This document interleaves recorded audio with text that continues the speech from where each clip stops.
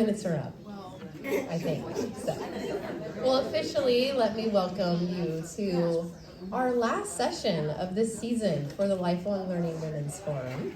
Again, I'm Vanessa John, and it's my honor to welcome you here today. And I want to give a special thanks to our hostess, Kathy Dawn Hockle, for opening up her home. Thank you, Kathy. Year over year, actually next year, we'll start our 10th season of Lifelong Learning. So stay tuned for amazing anniversary celebrations. So before I introduce our wonderful speakers today, I am going to ask you to join me in prayer to open up our session today.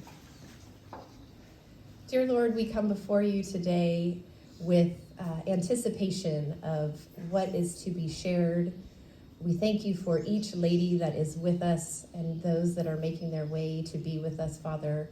I ask for your hand of protection and blessing for nurturing, for care, for health. We pray that what is shared here today will be stored in our hearts and be available for us to utilize and to love on those that are in our circle and in our purview, Lord. I thank you for the Dawn Hockle family, for their care and their generosity, for the women of Pepperdine, and for our reach into the world, Lord. And I ask for your blessing upon them tenfold to what they have given unto us, Father. Bless the hands that prepared everything today, from food to setup to audio and visual, Lord. And I pray a special blessing over our speakers today. May you bring the words to their mouth that they prepared, Lord. And I pray that you would just cast your spirit over us, that we could learn and share together and grow and edify one another. And we pray these things in Jesus' name. Amen. Amen. Great.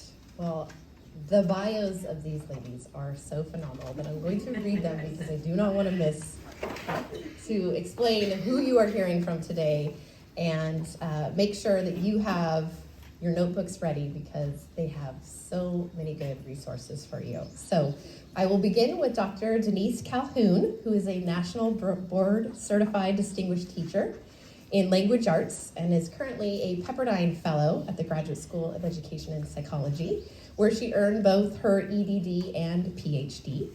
Her research has focused on communicative interaction and cognition in older adults, and she's written several articles and presented at numerous conferences, and one is coming up this summer in Portugal. So I encourage you to continue to do research because it takes you to wonderful places.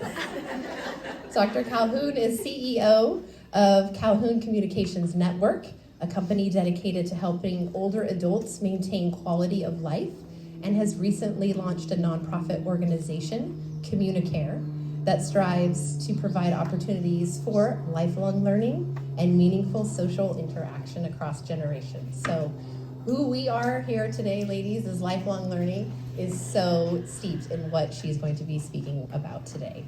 She's authored a handbook of activities for those experiencing the onset of dementia, titled Changing Seasons, a language arts curriculum for healthy aging. And that will be available as you exit if you'd like to purchase a copy, and you each have a postcard at your table about that book. She authored this book with her mother when her mother became disabled and needed 24/7 care. So it's the labor of love for the both of them. And presenting with Dr. Calhoun is GSEP's very own Dr. Reina Garcia Ramos. She is a professor of education and director of the teacher preparation program at Pepperdine. And she also lends her expertise and leadership to the undergraduate programs at CBER. She directs the Master of Arts in Teaching program at GSEP and is the faculty liaison for CABE, which is the California Association of Bilingual Education, and she leads our university chapter and is adored by doing so. Before coming to Pepperdine, Dr. GR was a community educator and worked in bilingual classrooms in the Los Angeles Unified School District and Goleta Unified School District. Her research addresses the widening academic gap of English learners in California public school systems. She successfully established university school partnerships that have allowed pre-service teachers to have learning experiences with English learners in local schools. She is a life force at Pepperdine and is a true example of our motto, freely you have received, now freely give. She has been quoted as saying, bilingual education made a difference in my life, and it continues to make a difference in the lives of our English learners today. So please join me in welcoming these dynamic women to our lifelong learning circle.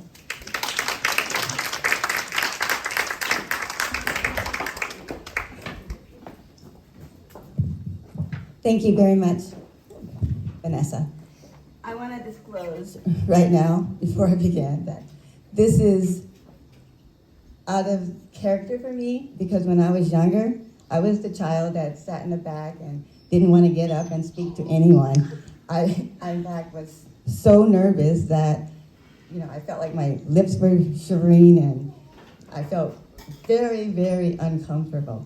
But anyway, as a disclaimer, I also want to say that as an older adult, if I forget something, feel welcome to chime in and help me out. So, on your tables, or if you came in today, let me see if I can turn this. We have journals for you, and that's our gift to you, so we will be using them, and this will be an interactive activity, or presentation. And I want to thank everyone for coming out today. We're happy to be here, and with the inclement weather, we are truly very happy that you came. So, to begin, and being an older adult, technology is not my forte, but anyway. So, before we begin, we would like to share this quote with you, and it's by Henry Ford, and he says that anyone who stops learning is old, whether 20 or at 80. Anyone who keeps learning stays young.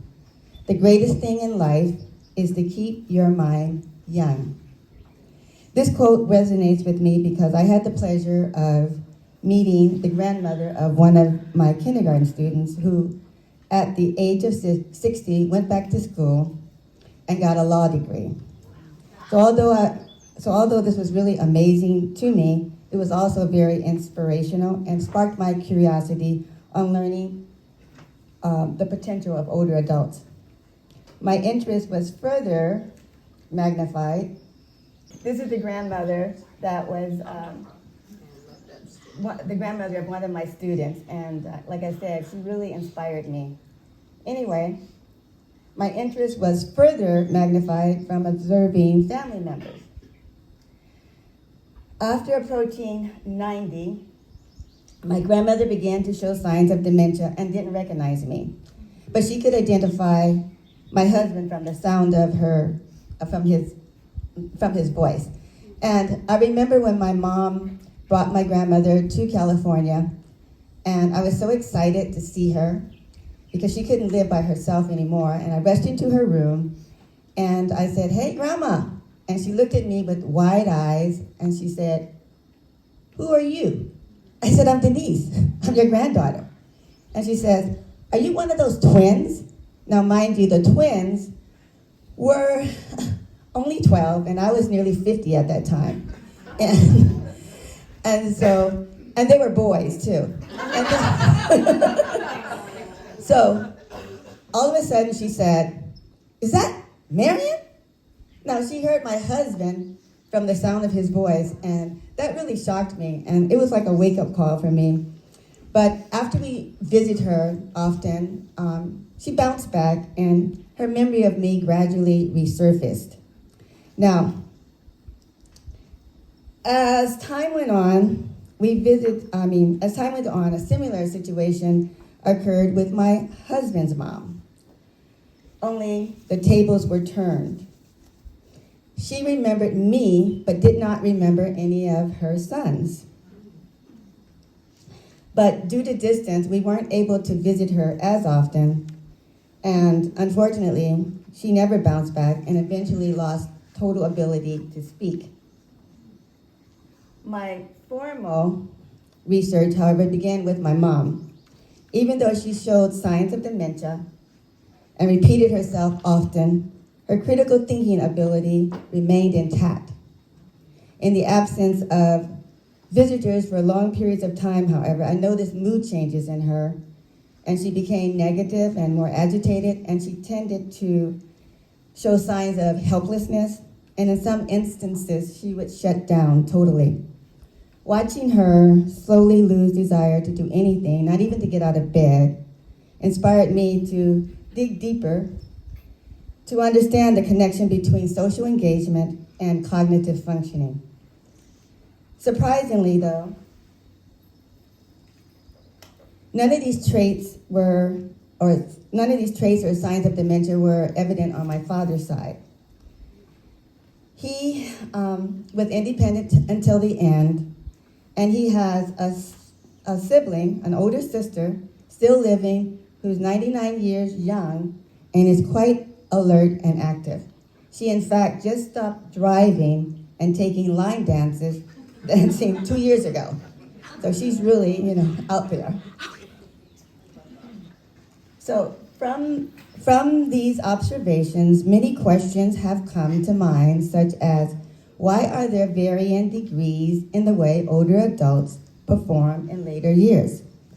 And how do social emotional, health, nutrition, and environment affect the decline of cognitive development? And is learning in early development and later adulthood dependent on the same factors? And finally, can the learning process continue in later adult years? In other words, what does age have to do with it? In order to answer these questions, I began to observe the association between language and cognition on human development through examining the various learning theories, cognitive training programs, as well as the mechanics of the brain. So for our first activity, we would like for you to think about these 4 questions and pick 1 or 2 and discuss them among the members at your table. And if you're not at a table and you're in close vicinity to someone else, you can work that out too. Anyway, we are going to give you about 2 minutes to discuss this, and then we will resume back. And the first table that volunteers might get a book. A free book. So we'll see how that works out. So, all right, get started now, and we'll walk around and see what's happening. Thank you. All right. Which tables discuss the first question? Why are there varying ways or degrees in the way older adults can perform in later years? Who would like to share out? Which table? No, I'm sorry. I was super confused. Oh, right here, Vanessa. She gets a book. All right. All right. Yeah, I'm just reflecting on the example of my mom. She passed away last year and she was 93. Really, it's not research-based, but observation-based. My mom was really, till the last minute, she was motivated. She was motivated to give love to her children, her grandchildren. She really cared about the family and the community at large. She was really active in the community that she helped to build. She had motivation, and she was really learner. Even one thing I noticed, she was really dedicated to her family. But when it was the time to watch her soap operas, it was hers. So she really cared, and she followed when we were sitting by her, she kind of explained. She got us all interested into the story. Nice. Wow. And she was, till the end, she had a person coming like a trainer, and she did the training. And the nutrition, everything on time. She had a great discipline and she was caring, loving, and I think discipline, know what's important to her, and she was a learner, and she really kind of had her own boundaries to do the things that she loved. She didn't care if, for example, we were there, oh mom, the TV is loud. She said, no, I want to, this is very important, I want to know what has happened. So, in other words, it was her lifestyle that you feel? Yeah, lifestyle, Mhm. and yeah, she really kept her lifestyle as soon as, I remember till the end, she was truly herself. Great, wow. And she didn't Amazing. kind of change her values. Yeah. And Thank you. so even though she was an immigrant here, she didn't speak English, but she learned the language Mhm. through tapes. And language is one of the And things she that was helps the us. independent. She took care of all his kind of finances, Thank you. everything, paying bills till the last, maybe 2 days before that. Oh, pay the gardener's bill. She had a Bring her- purpose, yeah. Yeah, purpose. Yeah, purpose is Purpose, so important, yeah, motivation. yeah. So thank you. Did you get your free book? Oh, no. All right. And next, we would like to share this poem illustrating the similarities of early stages of life to later life experience by Shel Silverstein. We like this poem because it embodies the essence of why we have applied certain learning principles and experiences across the lifespan. Now, when I found this poem, I was so excited, I couldn't wait to share it with my husband. And I asked him, have you ever heard of the poet Shel Silverstein? And he replied, yeah, he's a writer for Playboy magazine. I said, oh, no, this could not be it. This can't be the same Shel Silverstein because I've been reading his work to children for years. He's famous for classics like The Giving Tree and a collection of poems titled Where the Sidewalk Ends.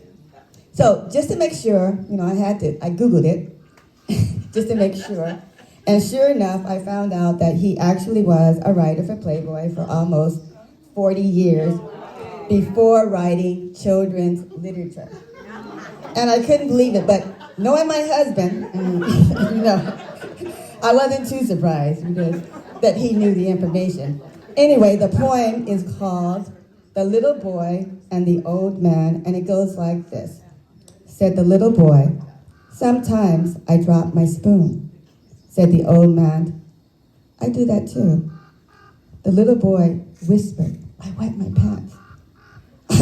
I do that too, said the little old man. Said the little boy, I often cry. The old man nodded, so do I. But worst of all, said the boy, it seems grown-ups don't pay attention to me. And he felt the warmth of a wrinkled old hand. I know what you mean, said the little old man. Anyway, I love this poem because it reinforces why we have applied what we know about teaching children to rethinking the learning potential of us older adults, which is the title of our presentation, Rethinking the Learning Potential of Older Adults, Linking Early Learning with Later Adulthood. And the agenda today is as follows. We will begin with an introduction followed by a discussion of learning theories. Next, Dr. Garcia Ramos will introduce how children learn. And then I will come back with providing you with strategies for reinforcing cognitive vitality and tips for a healthy brain, concluding with activities and resources to help you maintain a healthy brain. We would like to begin with you thinking about this question. Is there ever a point in life where it is too late to learn? To answer this question, the emphasis of this presentation is on examining the effects of enhancing communicative and cognitive ability during later adulthood, as well as to bring awareness to you as family members of older loved ones on methods that support cognitive vitality. To this end, our presentation provides a variety of methods, strategies, and tips for improving cognitive functioning in both early and later learning.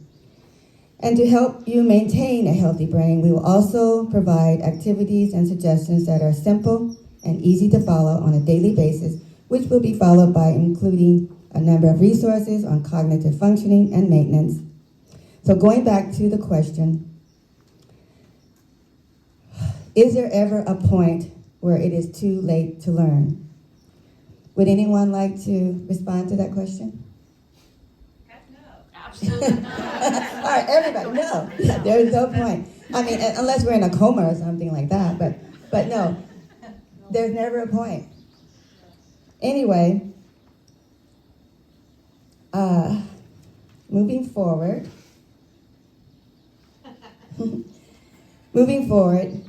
think about what type of learner you are. Are you a visual, auditory, kinesthetic, or experiential learner? Let's stop for a minute again and think and reflect on your response and share with the person sitting next to you on why you feel that you learn better by seeing, listening, touching, or if you simply learn better by doing and experiencing things. So real quick. All right. How many visual learners do we have today in the room? Visual? That is me. 2. How many auditory learners do we have? Oh, wow. Okay. Kinesthetic? Nice. Okay. And experiential? Yeah. And you can be both, actually, too. Dr. Garcia Ramos said that she was both when we were rehearsing our presentation. Anyway, to help you understand how we learn, it's important to look at various learning theories. So we're going to start off with adult learning theories. One theorist, Knowles, claims that adults are motivated to learn through experiential needs and interests that learning will satisfy. Tyler's emphasis is on the general principles of learning, such as the principle of practice, the range of possibilities, and the concept of producing several outcomes from the same experience, as well as making connections to prior knowledge. Casalino says that adults connect experiences into concepts and principles to magnify existing knowledge, which in a sense is prior knowledge. He also believes that learning is based on the roles of narratives and wisdom. Social learning theorists like Bandura claim that we are social beings and learn from observing others, such as influential individuals who serve as models for us. For example, our parents, our siblings, our peers, friends, teachers. Casalino and Froquet contend that the brain acquires information through shared experiences, and that the brain develops best in an environment of interactive discovery of stories that support memory. And finally, neuroscience implications refer to the brain as a social organ. I had the pleasure of meeting Lieberman at UCLA. He did a presentation, and he claims that through using magnetic imaging, which is a safe, painless test that uses radio waves and energy from strong magnets to create detailed images of one's body, it was discovered that through these images, the brain responds to the social world. So at this time, I'm going to turn the mic over to wonderful Dr. Garcia Ramos, and she is going to tell you a little bit about how children learn. Right here. I'm so happy to be here. Thank you for this opportunity. I'm going to tell you a little bit about how our partnership got developed. So Dr. Calhoun is a postdoc fellow at GSEP in the Ed Division. And as part of that role, she has the obligation to work with the faculty members. So I was lucky because she chose me. And as we started working together and as we started elaborating and talking about our work, we realized that there's a lot of connections between what she's explored in her own research and what she's written about, and what we see as early learning. And so I'm going to share a little bit about what we do as educators, because that's my profession by training. I have a background in educational psychology, and my world has always been colored by multilingualism, multiculturalism, because I grew up in a very traditional Mexicano family speaking Spanish at home. And so I bring that perspective to my teacher candidates as I work with them in helping them understand how to connect with their students in the classroom and how to help them develop the language that they need to be successful in schools. And so what I'm going to share with you is actually what Dr. Calhoun has already alluded to, and is going to come back around and share with you about how there's that connection. And really, as we think about this, because we've been exploring the intergenerational learning experience, and there's some new research that's coming out about that, and we started exploring that, and we're really excited that we're going to Portugal to go present this stuff. It's really academic stuff. But if you think back to centuries past, that was how we all learned. We were in homes with our grandparents, extended family, and the younger children were cared for by the elder adults as the middle-aged folks went out to work. So we're now coming back to that concept, thinking about how relevant and important that experience is. And so as I share a little bit about early development and learning, I hope I don't bore you too much because it's what I tell my teacher candidates, but it's really important stuff so that they know how to use it with their kids. So let me start off by talking about early development, and I'm really talking about kids between the ages of 3 to 6. And if I have to talk about learning, what I always tell my candidates is that you can't separate learning from development. As we were just talking about at our table, there's this interconnectedness between what happens in learning and development. And we talk about development for 3 to 6 years old between the ages of 3 to 6 as having 3 main domains. And those 3 main domains are interconnected. And it's not like one domain is better than the other, or that we need to focus on one domain for development and not on the other. They're really interconnected. And so as I go through this, just know that I'm talking about these different domains in development. And so we talk about physical, cognitive, and psychosocial development. And I'm going to go through them really briefly just so that you can see the connection between what Dr. Calhoun is sharing and how they connect to what we tell our teacher candidates at GSEP, at Pepperdine University. These are really good theories for us to understand about how to connect with our early learners. All right, so if we're going to talk about physical development, we're really talking about patterns of growth of the brain and the body, the sensory capacities, motor skills, and health. What does that mean? Well, it means that bodily growth and change are happening rapidly, maybe less so than from 0 to 3, birth to age 3, but that changes are ongoing. That sleep patterns have changed for our early learners. They're sleeping more through the night, but that they still need a lot of sleep, and that's connected to regenerating and what happens in later adult years as well. And that brain development, although less dramatic, is still important to impact the motor development that our little ones need to develop as they go into the school environments. If we're talking about cognitive development, there's a whole host of theories, and I'm going to go through some of them in a little bit. But ones that I focus on that help me explain to my teacher candidates about the richness of the society that we're working with in very multicultural and multilingual environments, I have to look at information processing. I have to look at cognitive neuroscience. I have to look at the social contextual environment, and I also have to look at Piagetian constructs, or what we call constructivist perspectives of learning. And then in psychosocial development, we're really talking about how children come to understand their own emotional growth. And if we look at Erickson's work, he's really talking about the play years of psychosocial development. It's a stage that he calls initiative versus guilt. It's the 3rd stage of 8. And it's really where the children are learning to be successful, develops positive self-image if they're successful trying out new experiences or being creative, or if they're feeling guilt about their efforts and it leads to some kind of failure or criticism. For example, this is actually a picture of my youngest when he was 4, and he just realized that that was a lobster he just ate and was wondering if that was SpongeBob's friend.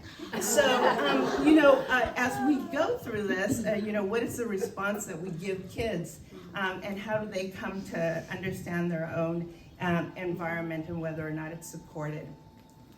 So now let me talk a little bit about how this connects to different learning theories. So we know there's 3 domains. We know that we're talking about early learners. So which ones are the theoretical constructs that most fit what we're talking about in terms of interconnectedness? Because this is a really broad field, and there's a lot of different explanations for what happens and best strategies in classrooms. But these are the ones that we've decided to focus on. And the first one is, as Dr. Calhoun talked about, interacting in our environments. When learning something new, we process and construct our own understanding of concepts based on our environment and past experience. Past experience are so important, and Dr. Calhoun is going to come back to that sharing story and memory. Past experiences gives us an understanding about what's happening in the world. So what I tell my teacher candidates then is that we want to promote active learning versus passive learning, create a rich, engaging environment where individuals feel free to speak without being criticized, no pressure, and provide motivational incentives, either intrinsic internally or extrinsic externally. So for example, past experience, this is actually an activity that happens in kinder. So this is what we call a sequencing activity. We give kindergartners this activity, they cut out the bottom part, and then they have to paste it on the top part. And it says up here, I don't know if you can read it, it says first, next, then, and last. And it's, can I sequence how to ski down a slope? So what's wrong with this picture? I told you that my background is in bilingual, multicultural classrooms. What's wrong with this picture? Yes, thank you. A lot of kids have no idea about Exactly, right? So if I put this little person down here skiing down as first because they're happy, I might think, that's like what we're going to do because we're excited about this activity. This is actually an activity that my son had to do, and the teacher was surprised. I come from the Inland Empire. I told you I'm closer to Claremont. The teacher was surprised in his classroom that he was the only one that had got it right. Why? Because at 5 years old, we had already been skiing, but 80% of his peers had not. So memory, background is key. And we do this not intentional in the classroom, it's an activity. Yet, if we don't provide the background, our children will not be able to engage in this activity. Okay, learner-centered approach. Learning should be divided into appropriate stages, very Piagetian. Accommodation, modify what is already known by learners in order to take new information. Assimilate, recognition of how new knowledge is arranged in our heads alongside what we already know. And then finally, equilibration, creating balance between what we already know and what we're currently mastering. And if anything comes out of this experience, it's about, again, tapping into our own experiences and creating meaning at the moment. Also in early childhood education, and a lot in the field of teacher education, we talk about how to create critical thinkers in our society, critical thinkers in our classrooms. And these are really important concepts that we want for our students our teacher candidates at the university to develop so that they can then share with their own students out in the field. And one go-to foundational strategy is Bloom's taxonomy, where he talks about there's different levels of acquiring information. There is basic remembering, then we move to understanding, apply, analyze, evaluate, and eventually create. And if you hear a theme going across much of what I'm sharing about is that we eventually want our students to be much more creative than what we're sharing with them. But sometimes that environment isn't necessarily in what they're finding themselves in at the moment in order for them to be able to engage in that exploration. All right, finally, discovery. In lieu of just feeding individuals information, provide opportunities for them to experiment through discovery. So we read it, we write it, we talk about it, but at which point do we actually give kids the opportunity to experience that, right? And budgets being what they are, less and less kids in our schools are getting opportunities to go on those amazing field trips, access to these out-of-school experiences that are so key to development for our kids. Bruner talks about the spiral process, reviewing previously learned information, and having a repeat of that. So what we talked, and last night we were just talking about extension of the learning for our teacher candidates. What does that really mean? It's not homework, it's what you do with the learning experience. Take this home and share with adult in the home. And then the next day, debriefing. What did the adult in your home say when you talked about this concept of freedom? What does it mean? How do they define it? So really making that connection between the home and the environment. Provide opportunities to complete meaningful tasks to solidify learning, and encourage individuals to solve real-world challenges with responsibility on the learner to work things out. This is why I loved. I came up in an age where we were encouraged to engage in service learning. I went to parochial school real briefly when my parents thought that I was becoming too American and they needed to reel me back in. And so they sent me to parochial school, and that was a big thing, service learning. So we went out and sang at the convalescent homes and spent our weekends preparing for fiesta and helping out at the church. So here's an example. This is actually from another researcher at UCLA, which helps children learn.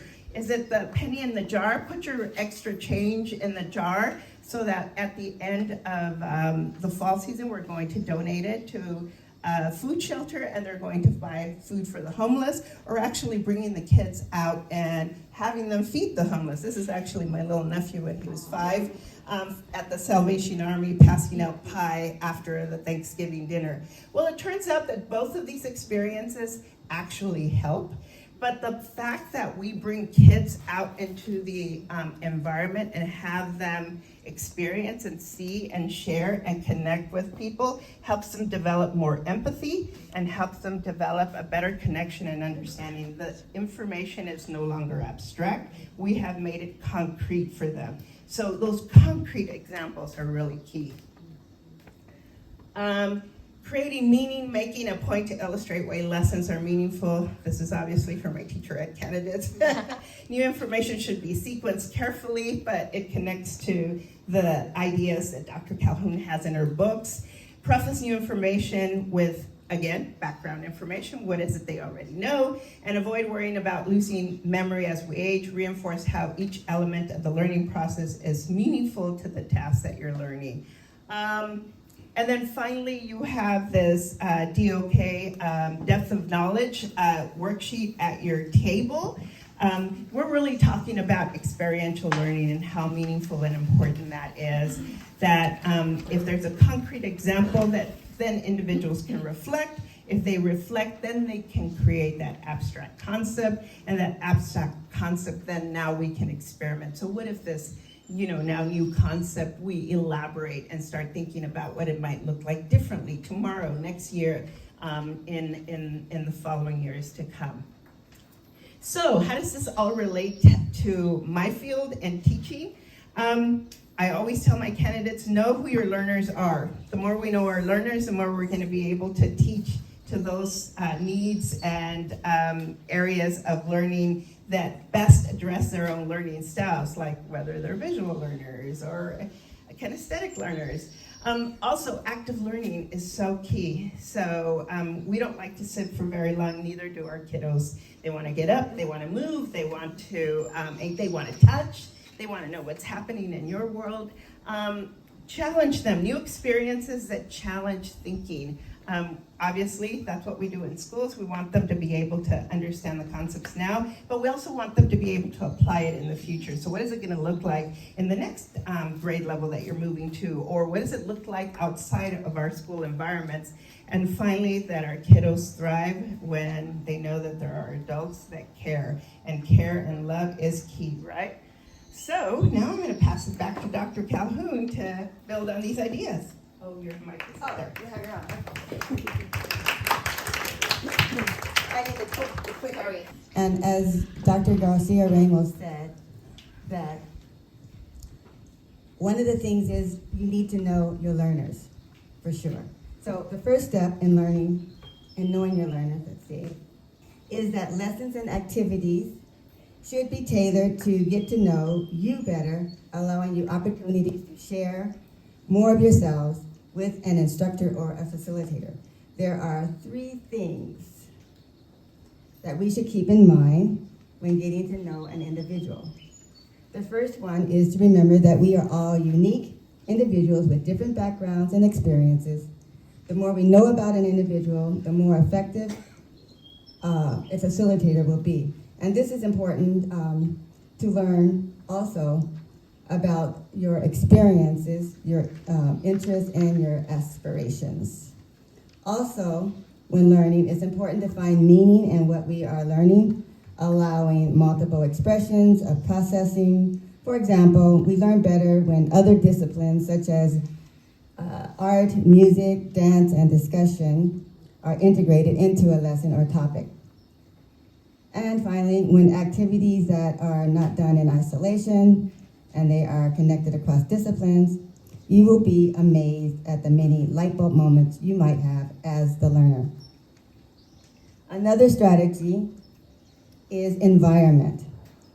Environment is more than just a physical space. It includes climate, interactions, and appropriate and engaging practices. For example, feeling safe and welcome, which is what we hope that we have created for you today.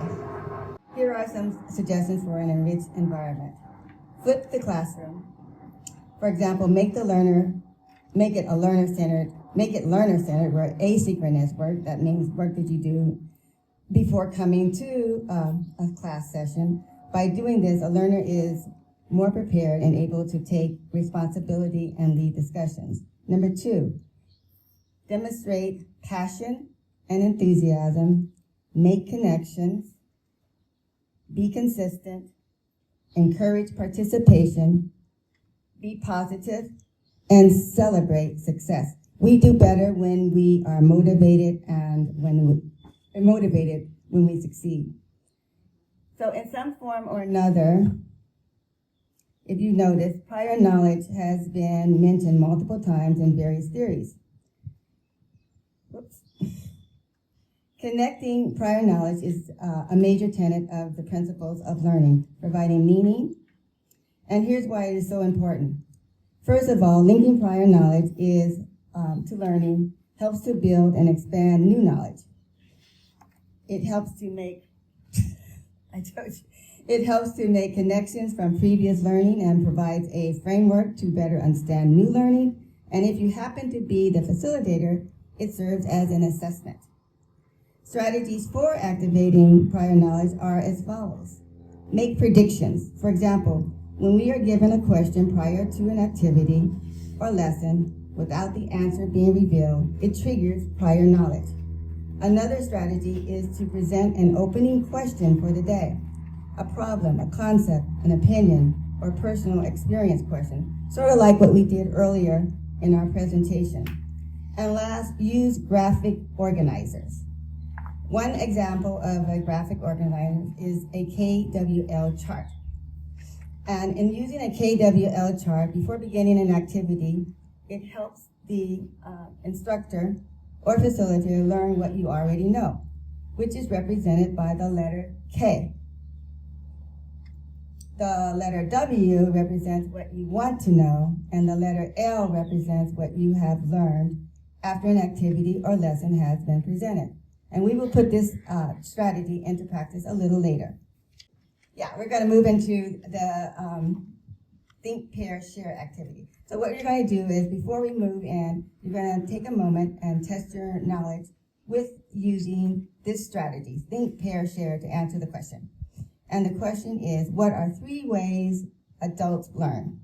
Meaning you're going to first think about the answer, then discuss it with the person next to you, and last, share out with your table or your group. So here are some possibilities. We learn through experiential needs and interests. Did anyone come up with that? Okay. We learn by connecting to prior knowledge. We learn through practice. We learn from the concept of producing several outcomes from the same learning experience. And learning is based on narrative and wisdom, meaning as we age, we have more wisdom, more experiences to revert back to prior knowledge. So how many got at least one idea? 2? 3? 4?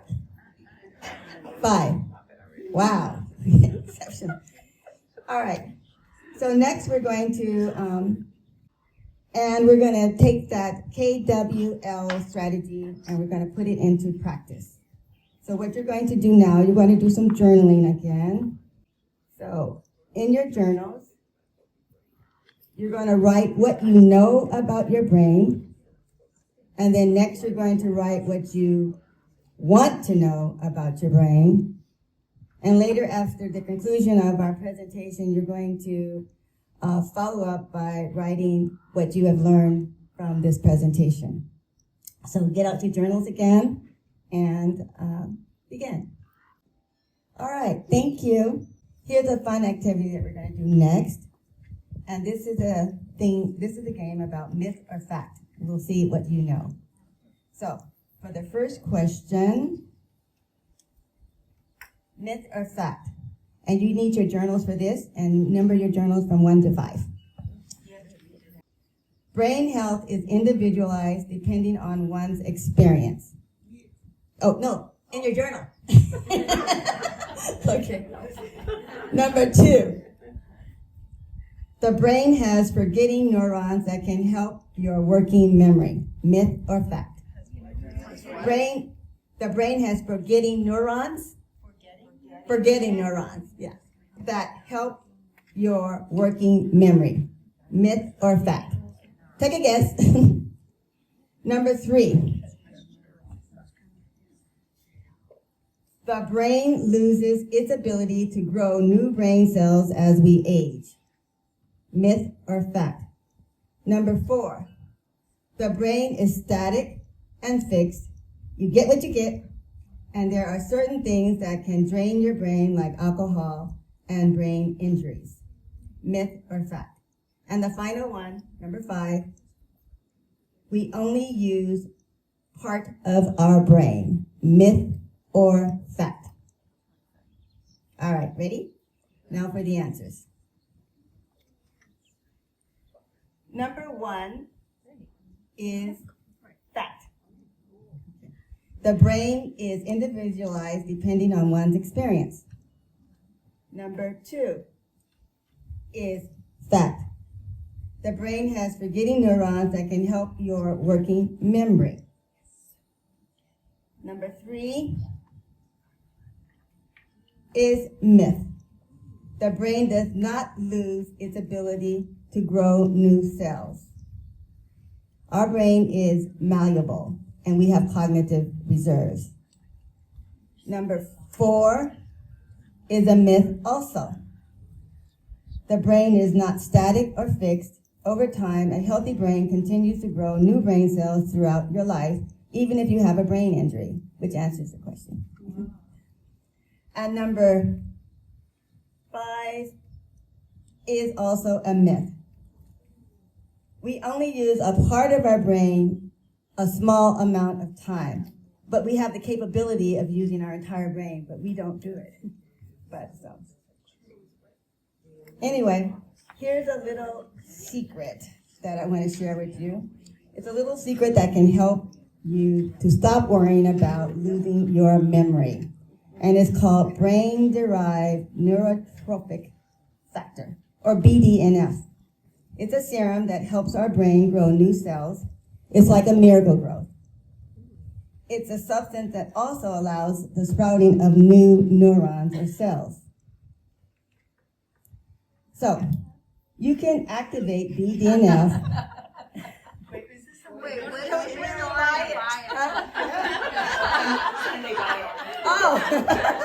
Oh, we're going to show you how you can have it, how you can increase it. Yeah, so that's your little secret. All right, so anyway, so this is how you can get it. Not from a store, but you can do things. So you can activate BDNF by doing moderate exercises or activity like brisk walks, going up and down the stairs, doing chores even. That's one way. But on the other hand, now listen, beware, because BDNF can also be deactivated. And it can be deactivated by no movement. Perhaps being too sedentary, by sitting a lot. It's like telling your brain, I'm getting close to the end of life, and you're basically giving up. So for best results, remember too, it's moderate exercise that you want to do. Intense exercise, believe it or not, releases cortisol. It's a stress hormone that has the potential to inhibit BDNF. So right now, stand up just for a minute. And yeah, you've been sitting a long time. So, and stand on one foot, but hold, if you need to hold on, right now, you are actually helping your memory. Try the other foot. This is just one way that you can reinforce memory. So think about that if you're brushing your teeth or, just standing around doing nothing. Stand on one foot and you're helping your memory. All right, you may sit down again, and we're going to talk a little bit more about memory now. So,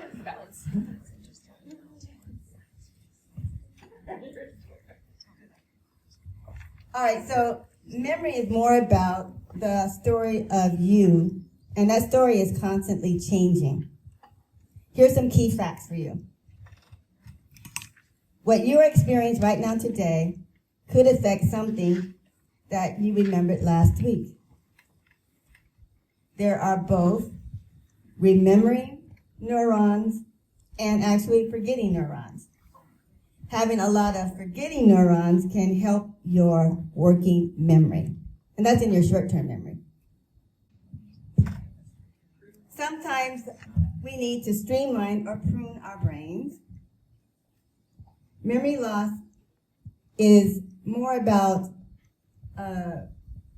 forgetting things. Is more like you didn't fully pay attention to it in the first place, and that's why you're forgetting it. So it's about inattention, basically. And then sleep is so important, just like with babies. We need sleep too as we age. I say at least 8 hours. And so when you do go to sleep, it's like your short-term memory can turn into long-term memory, and it's like a rinse cycle, basically. So you're just, helping your brain. So at this moment, put away all your Apple products, because we're going to do something different. No Apple products on the table. Yeah, or turn them over. Because we are going to test your memory right now. So, you're going to close your eyes right now and envision the Apple logo.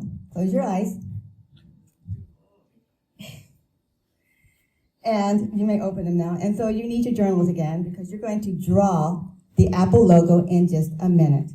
But let me give you a little hint.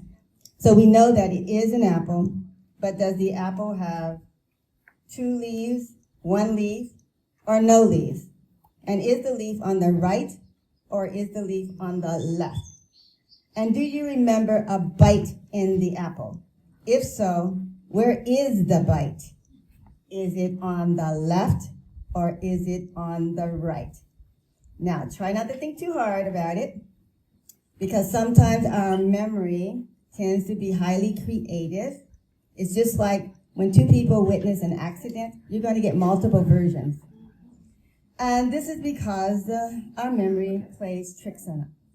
So go ahead and draw the apple logo, and let's see who gets it right. Yeah. So draw it in your journal, and let me know. Just look at me, and I'll know that you're ready to go ahead. Okay. All right, here it is. Ready? Here we go. So both the leaf and the bite are on the right. How many got that right? Oh, wow. Anybody else? Okay, so that just shows you with our memory, you have that Apple logo. We don't think about things, That means that, we didn't fully pay attention to it, right? We know it's there, but we didn't fully pay attention to it. Here are some tips for creating a healthy brain. One thing, and I remember some of you were talking about nourishment, nutrition. Nourishment. Skip the crash diet and start eliminating sugar, which is something that's hard for me to do. I don't know if I can do that, but skip the sugar. We know that sugar is not good for us.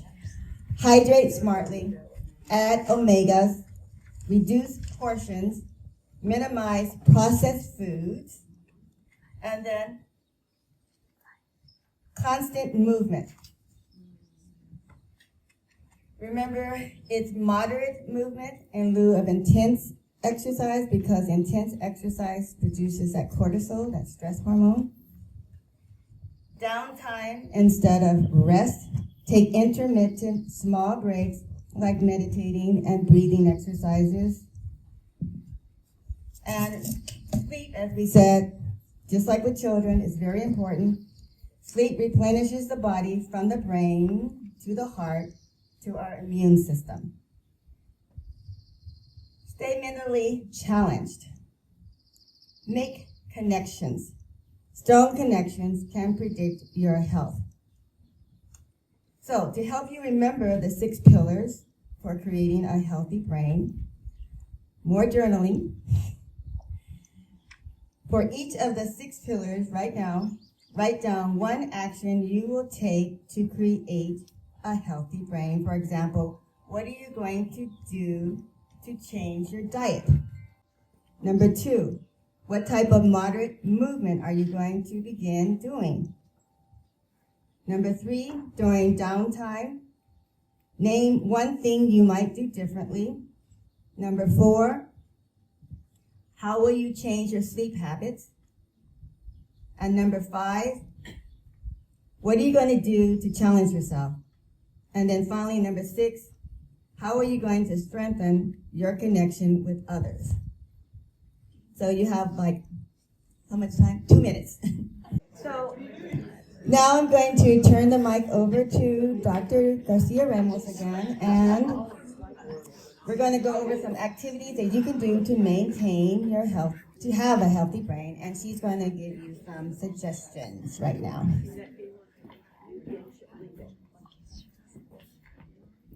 All right, so this is where we get to move.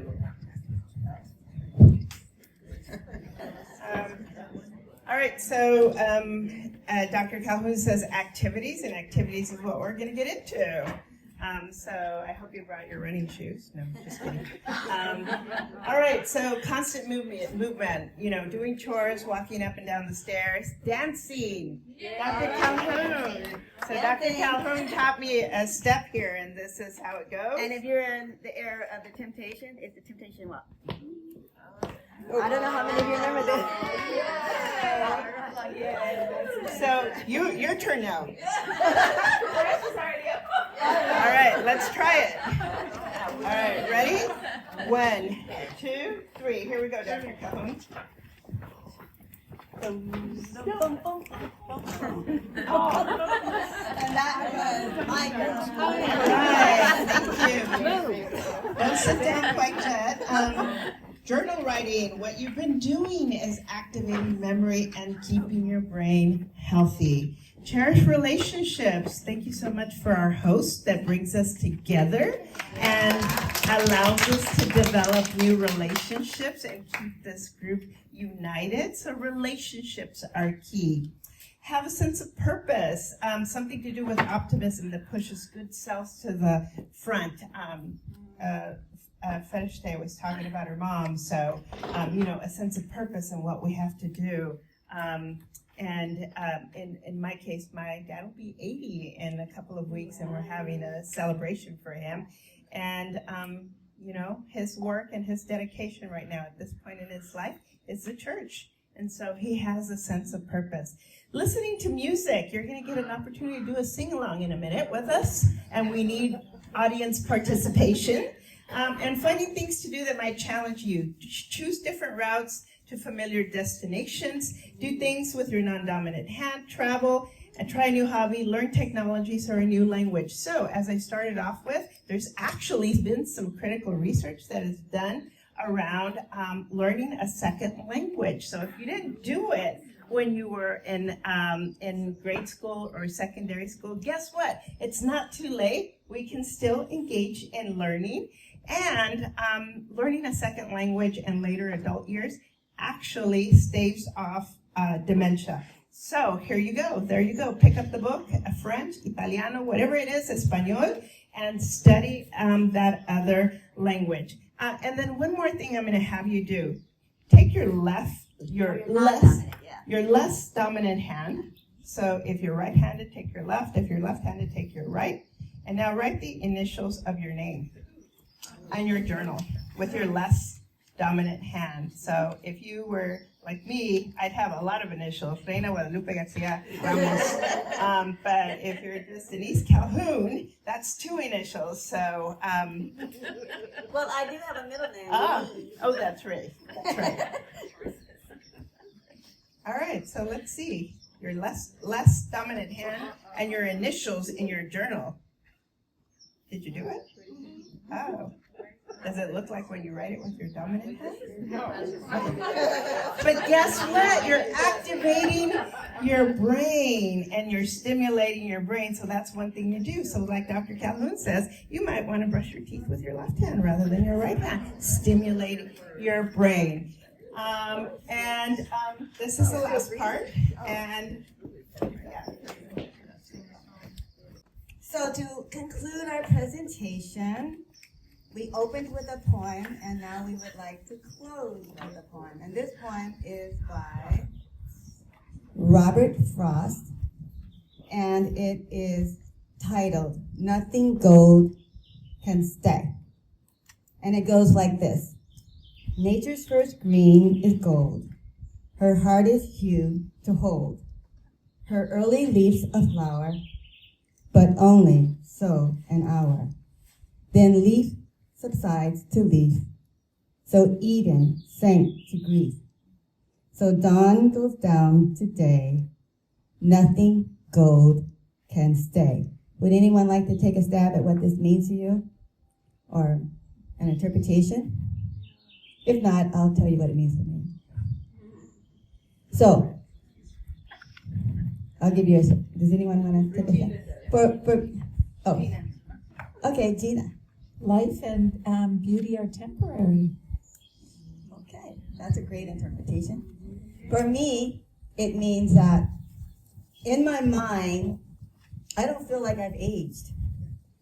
It feels like yesterday that I met my husband 60 years ago, believe it or not. We were in junior high, and it just seems like yesterday. So in your mind, you don't age. Our body sort of wrinkles, like in the little poem about the man, the little old man. But for us, we need to stay young at heart. Anyway, another interpretation of this poem is, and I need the clicker.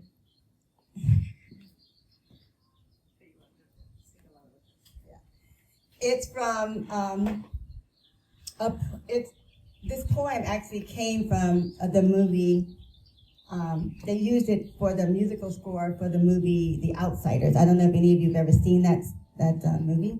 But anyway, the song that we want to share with you is written, and the musical score was by Stevie Wonder, and it's called Stay Gold. And as you listen to it, you'll see another interpretation of what it means.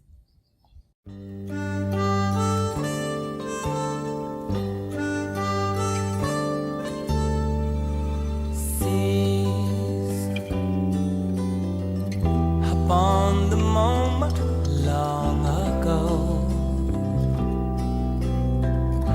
one breath away and there you will be, so young and carefree. Again you will see that place in time, so gold. Still way into that way back when you thought that all would last forever, but like the weather, nothing can ever and be in time stay gold. But can it be when we can see so vividly a memory? And yes, you say so must the day to fade away and leave a ray of sun so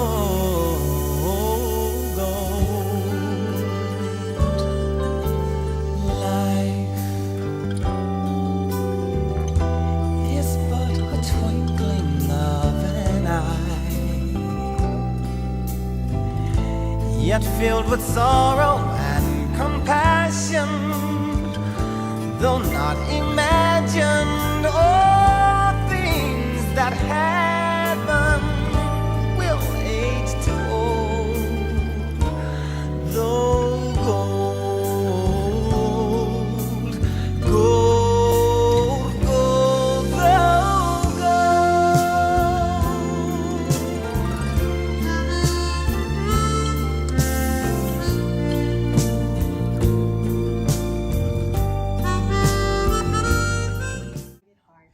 Think young, remember Henry Ford? Think young. Keep your minds young, too. And that concludes our presentation. Thank you. Yeah, and so we really want to thank you guys for coming out. I know the weather, we were worried about it raining and thinking like, wow, what a damper. But you still came, and so we're very grateful for you for coming out and listening to our presentation and our collaboration together. Thank you. Wonderful. Well, we have a copy of the revised edition of Dr. Calhoun's book that we are going to give away. So if you would pick a number between 1 and 12. Oh, Just pick a number. just pick a number? 6. 6. Okay. Our lucky recipient Is Regina Meister. Congratulations.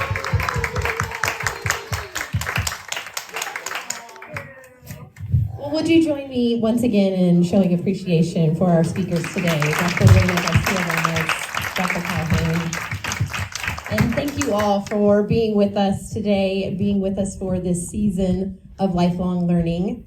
And unfortunately, this is the end of the season, but fortunately, we will be back. So you are all on our guest list, so you'll receive an email invitation when we gear back up in the fall. So with that, we wish you blessings and learning during this off season, if you will, and you have so much in your notebooks to take with you and to activate. So thank you so much, and we will see you in the fall.